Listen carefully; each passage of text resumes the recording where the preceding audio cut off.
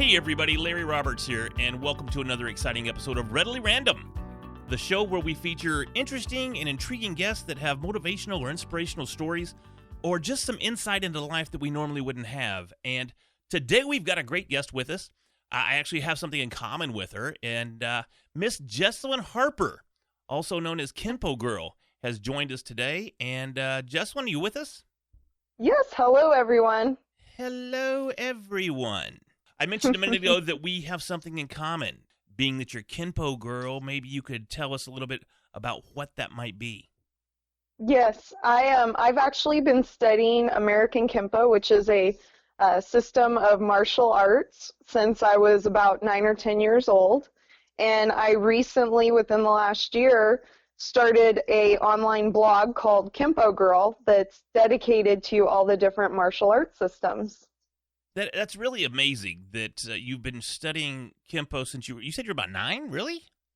Yes, what actually happened was we had a DARE program, which is like an anti-drugs and violence and gang violence program, come to our school, and my instructor did a demonstration, and there were so many kids that wanted to do what he did that they actually started an after-school program. So I started the after-school program with my younger brother, and we worked our way up to purple belt, which is kind of considered an intermediate level in Kenpo. And unfortunately, the school had the program cut for funding. Oh, wow. So we started traveling to the closest dojo, which was still under my instructor. And we were working on our next belt and everything, but unfortunately, because of the travel distance, I got pulled from continuing my Kenpo. I still continued to practice it and still had all of my gear, and then I got back into it. I ran back into my old instructor, and he said, come back on the mat, and it was like I never left. I literally jumped back on the mat, remembered everything, almost completely remembered everything. And I mean, after a month or two of being back on the mat, it was like I had never left. That's awesome. Now, I mentioned that we have something in common. I also just happen to be a Kenpo practitioner for many, many years. I don't want to say how many because I'm just going to date myself a little bit there. But I ended up getting a little bit of rank in it myself, and I love it. As far as the traditional martial arts go, I find it to be one of the most intriguing, one of the most interesting, and just one of the most, fun. I've done a lot of traditional martial arts in my time, and Kenpo by far is one of the most fun ones that I've encountered in my couple of decades plus martial arts career. So let me ask you this, though. You call yourself Kenpo Girl. Which would make sense because you do Kenpo and you're a girl. But your blog takes on a variety of other martial arts. What else do you do, and what is your message with your blog, and what are you trying to get out to the masses with the various different styles of martial arts, and what's the inspiration behind that? Well, when I started Kenpo Girl, it was originally to create an open dialogue between different martial artists and people from different dojos. A flaw that's kind of common with a lot of martial artists is we work out in our dojo and we never go anywhere else. We never talk to anyone. We kind of live like in a bubble. Sure. And, I was the exact same way for a long time. I only worked out at my dojo. I only studied Kenpo. I only did what, talked to my instructor, and that was it. And what happened was he took me on a trip to another dojo, and I met so many people that we had the same passion. We had, different ideas, and, we were all on our own journey, but it was all pretty much the same journey. And so I wanted to start Kenpo Girl to create an open dialogue where we could discuss it. And so it grew. I mean, at first it was just a Facebook page. Sure. And then I had a lot of people, because I would take pictures and, post videos. I had people want more. So I started an Instagram account, and then I started the actual Kenpo Girl website. And pretty much what the Kenpo Girl website does is I'm also a writer. So I write articles about issues in different systems of martial arts that anyone can relate to. And it usually, each article will feature a different system and how they're dealing with whatever issue. Just an example that I tell everyone is, there's a lot of stereotyping that happens in martial artists. We were portrayed, as this one certain way, and not just by people outside that don't study martial artists, but by ourselves as well. And I discuss sumo wrestling, this misconception of body stereotyping with sumo wrestlers, and I connected the two. Right. So that's typically what any of my followers will read or see on my blog. So let me ask you this: since we both do study Kenpo or have studied Kenpo, I can't lie and say that I'm still actively studying Kenpo. I don't study much of anything these days, except who's on the finale of The Bachelor. But the one thing and the one stereotype that everybody always thought was, are your hands and my hands, are they registered as deadly weapons? Oh my gosh, I get asked that by non-practitioners so much. They ask me that all the time. So they'll ask me, so what do you do? I go, well, my empty hand system is Kenpo. And they go, oh, and I said, and my weapons that I primarily study is eskrima, which is a Filipino stick system. And they go, oh, so are you like a deadly weapon? And I just look at them because I don't know what to say. I mean, jokingly, I've said it a couple times, if I told you that, I'd have to kill you. Sure. Kind of, because I don't know what else to say to them. I'm like, okay, awkward. I just tell them, yeah, I'm the perfect weapon. I guess, like, I always say, I would have to kill you if I told you. I should say, you want to find out? Right. Step up. Come get some. Yeah. It's funny, a true story. My wife and I met at work, and we still work at the same place, and we're still married somehow. And the receptionist at the time, she knew that I was heavily into martial arts. And honestly, back when my wife and I met, MMA was, or NHB even as it was still called back then, UFC had just burst onto the scene, and MMA was pretty big. And she pulled my wife to the side. Well, prior to her being my wife, she heard we were going on a date. She goes, now, honey, I got to tell you, he gets in the cage and he does things with men and he beats them up and stuff. So he's a deadly weapon. You got to watch out. Yeah. So yeah, I lived that misconception. You see, so. Yeah, I have people that I've had people that when they find out I do martial arts, the first thing they think of is, oh, you do MMA, and then the next thing when they think of that I do martial arts, if they go along that concept, they have the theory that I should look like Ronda Rousey, that I should be ripped. I've had so many people comment on that, and I laugh at them, and I go, hey, I'm a single mom. I'm studying Kenpo and eskrima. I don't have time to go to the gym every day. Right. If I had a personal trainer, and the money to hire one, I can't say that I would still look like her because I like cake way too much. So, I would be lying if I said I would look like her. But that's kind of the misconception. One of the things I've always said is people, they judge books by their cover. And it's in any system, any style.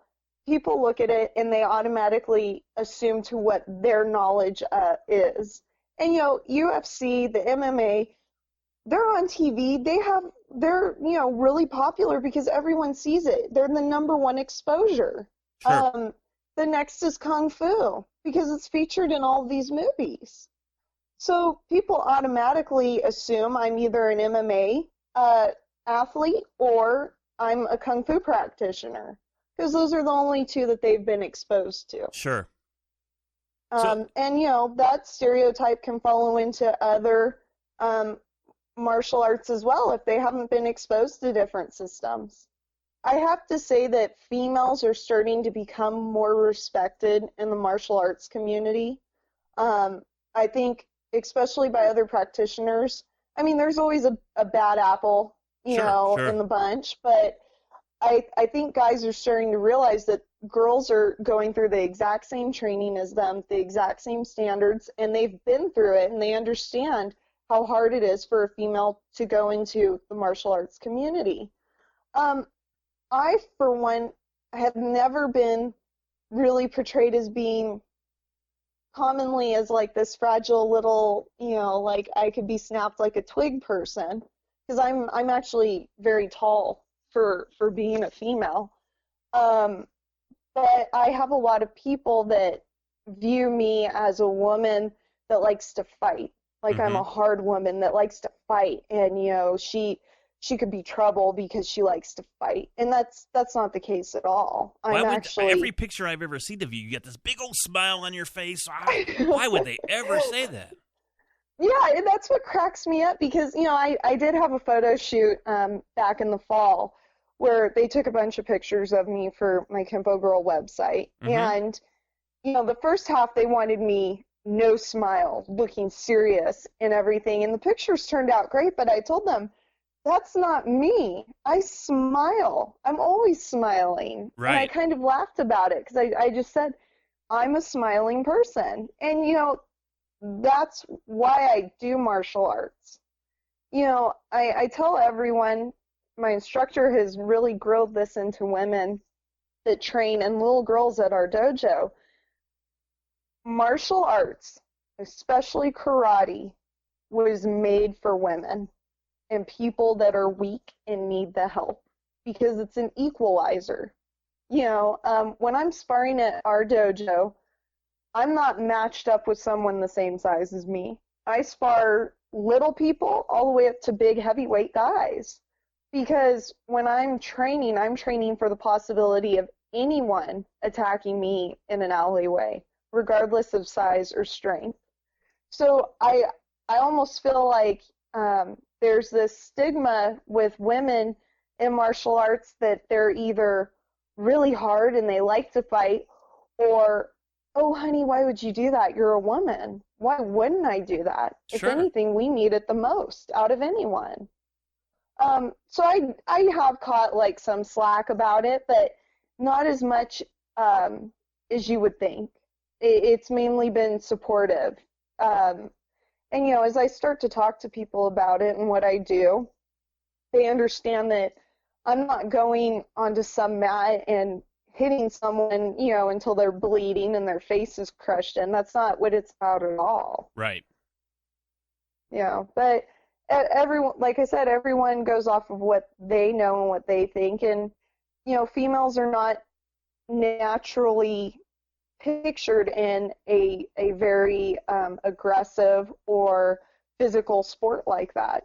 It's rare. It's becoming more popular, but it's still kind of frowned upon. People are still getting used to that idea. Do you think it's becoming more popular due to the exposure of, say, the females in the UFC and mixed martial arts and the success that they're seeing? And, I mean, for a while there, Ronda Rousey, she was the draw for the UFC. I mean, she had the largest viewing audiences. She brought in the most pay-per-views. She was the highest paid athlete on the UFC roster. Do you think that maybe that's contributing to some of the mainstream acceptance to women in martial arts? Oh, absolutely. I think that's one of the things. I think there's a bunch of other things that have contributed to it. I really feel like if you watch, and I kind of discussed this with Don Wilson at one point of time. You mentioned his name. I know. I said his name. I'm so jelly because when I see you on Facebook, right? And a lot of times, like I communicate with you on Facebook, and I see Don Wilson liking your posts or commenting on your posts, and I'm like, how does she know the Dragon? I mean, Don the Dragon Wilson is he's one of my all-time heroes from the time I was a pup, and I knew what kickboxing was. I mean, he was a kickboxing, PKA, old school, karate, hard knocks kickboxer, and he was one of the greats. And then, of course, he's done movie after movie after movie after movie. He's been in just about every type of martial arts movie. He trained, and he was in movies with Cynthia Rothrock, one of my young crushes as a young man. I loved watching her and Don Wilson, and what's his name? I want to say Richard Nixon, but that's not his name. Lee. He's in all the movies too. I see his face, but I can't think of his name off the top of my head. But yeah, man, I see Don Wilson liking, and I'm like, does she really know Don Wilson? Kind of. We'll do a little segue, and I'll explain that. What it was I went down to L.A., and in L.A., in Burbank specifically, they have the Martial Arts History Museum, which is an awesome museum, especially if you're a martial artist of any system style. That's a must-see, a must-go to check out. Cool. And I went there for an event, and I got to meet Don. He's one of the supporters of the museum, and a friend that I went with is friends with him. And so after the event, you know, I had mentioned I would love to interview him for Kenpo Girl. And this was when Kenpo Girl was still pretty new. Right. So the three of us went out to dinner, and we were sitting and talking, and that's kind of how I got to know Don. So I interviewed him over dinner, and we've run into each other at events since then. And he's actually a big supporter of Kenpo Girl now. Oh my gosh. Yes. Oh my gosh. You've made it. Yeah. He's a really, really sweet guy. You know, the last time I saw him was actually up in Fresno. We had a large tournament, and he came as a guest. And, you know, he told everyone, you know, I'm an actor, I've done this and that. He says, but foremost, I'm a martial artist. That's what I am. Sure. And he is. He's very approachable, very nice. And he is at heart a martial artist, regardless of the fame, regardless of, you know, all the kickboxing titles and everything. He is truly a martial artist. And believe it or not, he's actually studies Kung Fu. Yeah, I mean, I can see some of the Kung Fu in his style, the way he moves in his movies. I can see that he's got some Kung Fu background to some extent. Yes. I don't know to what extent, obviously, but. So I was one of the first article I did where I talked to Don, actually bringing it back into what we were talking about with women. Sorry. Is no, you're fine. What it actually is I have now seen a rise in female action heroes that are the main, you know, woman in the film, and like the Hunger Games, and, you know, they feature the female where she's having to do all these actions, all these stunts and fighting, and I think it's opening up younger women to the idea that, hey, maybe I can go and do this. Sure. And so I really, really predict. We saw it when the first generation of Power Rangers came out. There was this huge influx in everyone going out and joining karate, taekwondo, kung fu. You know, this huge influx. I'm telling everyone, with the new movie getting ready to come out, we're going to see another huge influx of everyone wanting to join. I mean, it happened with the first remake of the Teenage Mutant Ninja Turtles. Yeah. I mean, whenever something like that comes out and exposes people to it, we're going to see an influx in it. Sure, so, with the Turtles, I mean, the kids' classes, they just have to just blow up at the time. Exactly, and I really do predict that with the Power Rangers coming out, catering more to teenage age, we're going to see a huge influx in teenagers. I don't know. Signing up and joining. Without the Pink Ranger Kimberly in it, I think it's going to flop. You know, I want to have faith. I saw it and I was like, oh, this could be really good. This could be, you know, there's a whole bunch of movies coming out right now that I'm all excited about. Oh, and me then that too. one I was like, but you have to look at it this way too. This summer we have the Power Rangers coming out, and then we have Wonder Woman coming out too. Yes. So right there features two strong female characters that know how to fight. I mean, it's totally, you know, gearing girls to being tough. Hey, you can do this. If the guys can do this, why can't you do it? Well, yeah, I mean, take into consideration. I do feel we're going to see it. Exactly. Take into consideration Logan. You know, there is a young girl in the movie. I don't know if you've seen it yet. Spoiler alert, there's a young girl in Logan that is, you know, she's similar to Wolverine in her abilities. And, you know, there's actually, she's, not to get too nerdy for the listeners, but she's actually X-23 in the comics, and she becomes the new Wolverine. I don't know if that happens in the movie. I haven't seen it. But she is in it. I haven't seen it yet either. And she's prominently featured as, the co-star to, Hugh Jackman's finale as Wolverine. So there's female empowerment movies and a movement now that you're seeing throughout the country that I think martial arts has made a considerable tribute to. Yes. And, I remember growing up, The Next Karate Kid with Hilary Swank. Watching Hilary Swank do, her karate with Mr. Miyagi and everything. That was a huge influence on me. Another one, which might sound really bizarre, but I thought was so cool when I was younger. I grew up with boys in the house. Okay. So we watched all of the guy, Terminator and Die Hard and everything. It was very rare that I got to watch any princess stuff. Right. It was usually they were busy doing something else and I would squeeze in princess time. So one movie that always stood out to me that had a female, even though she was so evil, but I thought she was just so I don't know if I can say the A word, but you can say butt the A word. And just I can say the A word. She was so kick-ass and stood out to me was the evil chick in Die Hard with Vengeance. I mean, when she's beating the crap out of these guys, I was like, yes! It's just too bad she was evil. Sure. But regardless, those are the roles that stand out to females, where it's like, wow, she could really, kick some butt, Right. And so I do feel that we're going into one of those generations. I mean, when the Hunger Games came out, we had all these females signing up for archery. Now we're going to have all these females signing up for karate and martial arts, and I think it's great. I mean, I really do. So that's awesome. So are you saying you picked up archery after the Hunger Games came out? You know what? I don't mean to toot my own horn, but I didn't need the Hunger Games to, do the archery. I grew up on 10 acres out in the middle of nowhere in the hills. Not quite the sticks, but out in the country. And we had bow and arrows, and we were always shooting stuff, running around, So I grew up very tomboyish, where it wasn't bizarre for me to pick up, a BB gun or to be out shooting, our bow and arrows with the guys or whatever. There was never a stigma put on me that I needed to be playing with dolls. Sure, that's cool. I was pretty much told, you can do whatever you want. And I was encouraged to. So, I didn't need the Hunger Games to encourage that. And I love training with weapons. I see that in your post. You seem to be a bit of a weapons fanatic. I am, just a little bit. Just a little. We'll say martial arts weapons. I mean, it's not like you're, I'm a weapons fanatic. Check out this AR-15.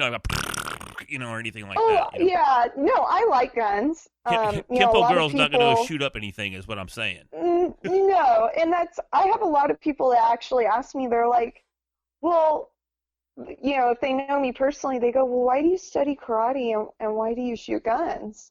And I go, well, and my senior instructor actually has a permit to carry a concealed weapon. And people ask him, you're like one of the highest ranking guys. Why are you why do you carry a gun? And he goes, well, my Kenpo is for when I run out of bullets. And I laugh, for me, I've always viewed my weapons training as ignorance will get you killed. Sure. I've always viewed it as if some guy comes up to me with a gun and I know how to get it away from him, am I in turn going to end up shooting myself because I don't know how to handle a gun? Same with a knife. If I strip a knife away from a guy and I have absolutely no idea how to use it, am I going to cut myself?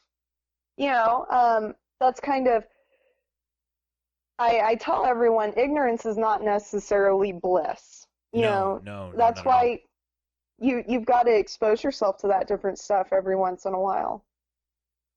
I agree 100%. Now, changing gears just a little bit, it's my understanding that, what was it, 209, UFC 209? Was your first UFC. You attended the event. I've seen you interviewing Stephen Wonderboy Thompson. And yeah, what actually happened was, it was not my actual first UFC event. It was my actual first title fight I had ever gone to. I had been to UFC seminars before to interview fighters, and I had been to the UFC fight night in Sacramento. Okay. It wasn't a title fight, but it was still a really good fight and a lot of fun. I went with a very good friend of mine that's a martial artist too. And we went to that, and I enjoyed it so much. I was like, dude, we've got to go to one of these again. We got to go to this again. He goes, yeah, that'd be great. Well, UFC 209, I guess, was originally scheduled to be in New York. Yes. Or somewhere on the East Coast, but I think it was New York. Yeah, it was Brooklyn. And yeah, due to some, I think, scheduling conflict or whatever, they ended up moving it to Las Vegas. And so I instantly called my friend, and I'm like, dude, this is so close. You know, where I live, Vegas is only like 6 hours away from us. Sure. Driving. So I told him, I said, you know, this is close, we should go. And he goes, yeah, I'm down. So he took one of his friends, and I talked my mom, and God bless her, I talked my mom into going with me. And that was my mom's first any type of professional fight.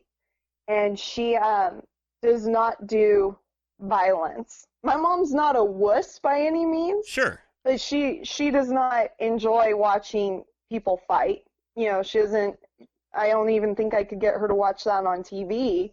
But she wanted, you know, to go with me and have some mother-daughter bonding time. And so I talked her into going. And so for me, when I went to the actual fight, you know, it was good to watch the fights, but it was also entertaining to watch my mom's reactions to the entire night, because it was a pretty good card and a pretty good fight.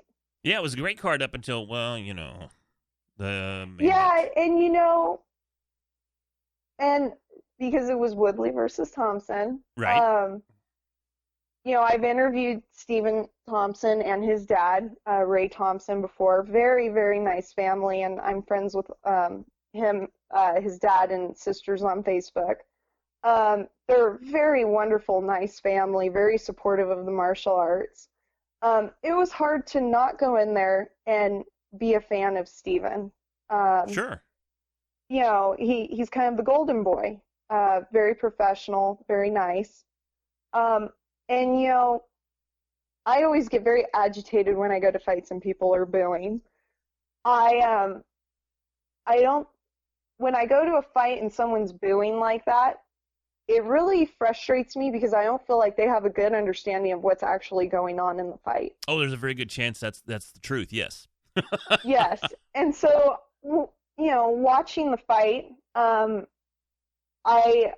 felt like it was very technical and tactical, and you know, because these guys have fought before very recently. It's not like, you know, oh, it's been a year or two. It's only been a couple of months since, you know, their first fight. So, right. You know, I was not insulted or upset with the fight. They went the full 5 rounds. I didn't feel like Woodley fought for his full potential for that title.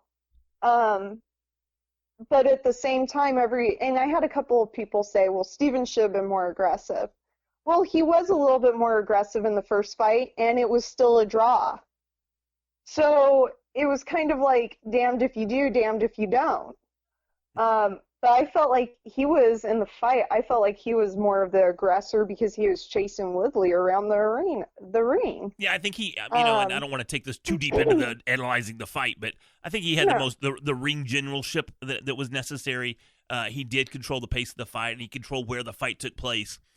If the folks listening to Readily Random aren't UFC fans, they may not be following us too closely, but just on a real quick note on that fight, I think the last round is what really probably cost Wonderboy the fight. Yes, and you know, I really kind of feel that it was done that way. I think Woodley was scared of Stephen, and you know, that's why he was running, and he decided in the last ring he probably was going to lose. I think everyone at that point of time had it, scored that he was going to lose, and it was either go all balls out or, lose the title. Sure. And so, literally in the last round, that's what happened, and I felt like that was held off till the last round so Steven couldn't counter it. But it is what it is. Steven's still young, and I know he'll probably, have another shot at the title. So I'm not too worried about it. I kind of view it as a learning experience. Sure. And I tell everyone, a lot of people are saying, oh, it wasn't, I paid a lot of money for this. Well, yeah, and this is the part that cracks me up. You paid a lot of money for it, but most of the people don't show up until the main event. Right. If you're going to pay a lot of money for it, why don't you show up for the prelims and stick all the way through? Yeah, why aren't you here at 5 and watching, I think there's usually 10 to 12 fights on the card. Why aren't you here for 7 hours enjoying the whole show? Yeah, that's kind of where I was like, me and my mom got there for the first fight because I got to meet two of the guys that were actually the first 2 fights. So I told them I want to go. Mom was like, yeah, well, I paid all this money. I'm going to go. So we went, and, they ended up being really good fights, and that's when people are saying that, I just kind of roll my eyes and say, well, it's like saying, oh, well, I'm going to pay a bunch of money for these tickets to a basketball game, and I'm going to go the last quarter. Right. I got to tell you, I've been to multiple UFC events over the life of the organization because I've been watching since UFC 1. Okay. And I still, to this day, as a good luck charm, I carry around in my wallet my ticket stub from UFC 22 that was in Lake Charles, Louisiana, and it was $35. So I challenge you, and I'll tell you, the access that I had for $35 at that time was amazing. I was cage side. I walked with Frank Shamrock. That's a name I'm dropping. Let me pick that up for you. I walked with Frank Shamrock back to the dressing room. I hung out in his dressing room after. I mean, it was insane. But of course, too, there was only about 750 people in the audience because the UFC was on the verge of dying at the time. The whole organization, was outlawed throughout most of the United States and was unregulated and all this fun stuff. But I talk a lot about UFC, but actually the funny part of it is I've never actually really followed the UFC until I started Kenpo Girl. Wow. I actually had a very negative, derogatory opinion of the UFC and MMA in general until I actually went to this seminar that featured Steven, Carlos Conduit was there, Alan Jorbain, and I got to talk to them, watch them teach the class and everything, and it really changed my opinion and my perspective of the UFC and the MMA. So, I always tell people I do feature some MMA, some UFC stuff. I've done a couple of articles on it because a lot of martial artists do follow it. It interests them. Sure. So, that's just some of the stuff that you can find on Kenpo Girl, on my Facebook, Instagram, or whatever. But going to Vegas was fun. That was actually my first time to Vegas, too. Oh, wow. Yeah, so it was me and my mom's first time to Vegas, her first UFC fight, and we actually had a really good time. That's awesome. And my mom said she goes, oh, it was kind of brutal, but it wasn't as bad. She didn't realize that there are a bunch of regulations to it. Oh, and a lot of folks still don't realize that it's regulated and it's actually a sport with athletic organizations, monitoring it, and there's hardcore drug testing throughout the event. It's not as Senator McCain once referred to it as human cockfighting. It is no longer wearing that moniker in any way, shape, fashion, or form. So, Justin, let's get off the UFC for just a second and go back to Kenpo Girl. What if you could summarize Kenpo Girl of what your goal is for Kenpo Girl, and what would be like one of your crowning achievements of Kenpo Girl, like with your message, or what might that be? If you just were looking at the end game, say, hey, this is my goal for Kenpo Girl, what would that be? Well, I can't really say what the end game is for Kenpo Girl because I never even expected to be this far along. I do have new stuff that's coming up. I don't want to say I'm flying by the seat of my pants, but Kenpo Girl is pretty much geared on what my audience likes and what they're doing. So pretty much my followers and my audience are what determines where Kenpo Girl is going to go. I have a lot of people that are dying to have Kenpo Girl gear, Sure. t-shirts, and everything, just because I support so many different systems.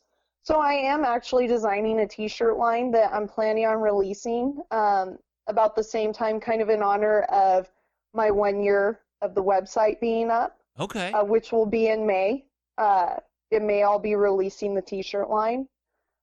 In August, in LA, we have Dragon Fest, which is sponsored. It's a fundraiser for the Martial Arts History Museum, and it's kind of like a martial artist convention. I attended it for the first time last year, wrote an article on it, and ran into Don there, Carrie Wong, a bunch of famous martial artists attended there and had booths where you could meet them, and they were selling books, different stuff. I got to meet Americus, who's actually a member of the United States Sumo Federation. He's an amateur sumo wrestler. Oh, cool. And that's kind of how I got involved with the sumo groups.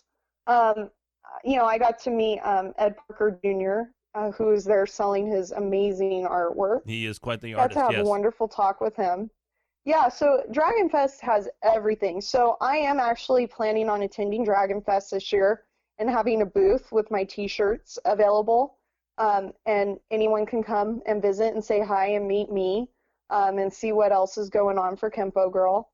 I have, because I am a writer and I am a published writer, there have been some rumors that I'm working on a book for Kenpo Girl that would release.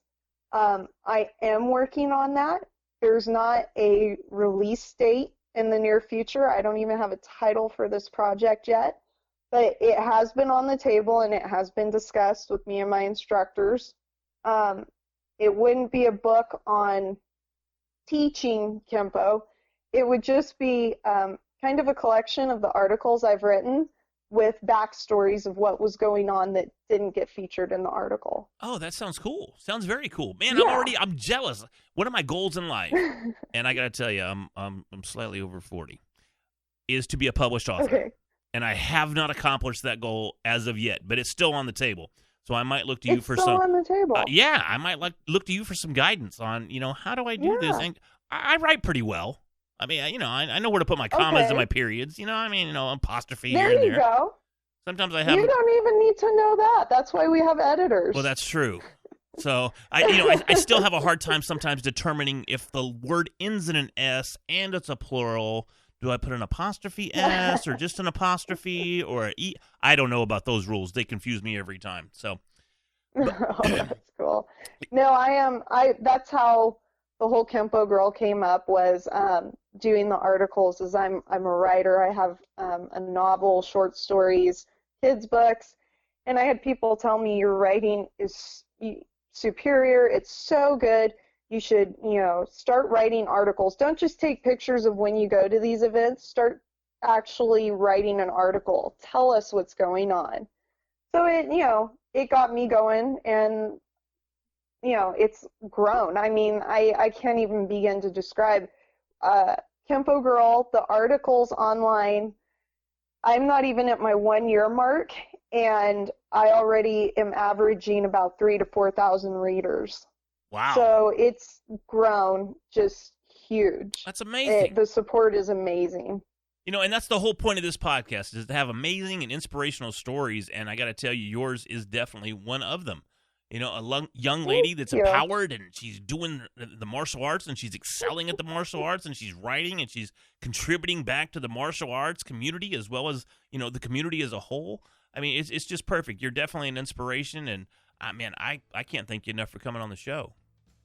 Oh, thank you for having me. Like I said, I jump at any opportunity to actually educate people and to grow, because that's what martial arts is about. So I appreciate you having me on. Thank you very much. And I tell you what, I'm about to wrap up, but don't hang up. I gotta tell you about something that I have that's Kenpo related that you may not have. Okay. So, everybody, thanks once again for listening to another exciting episode of Readily Random. We'll have another episode for you next week, and I look forward to talking to you then. So, thanks again. Take care. Bye-bye.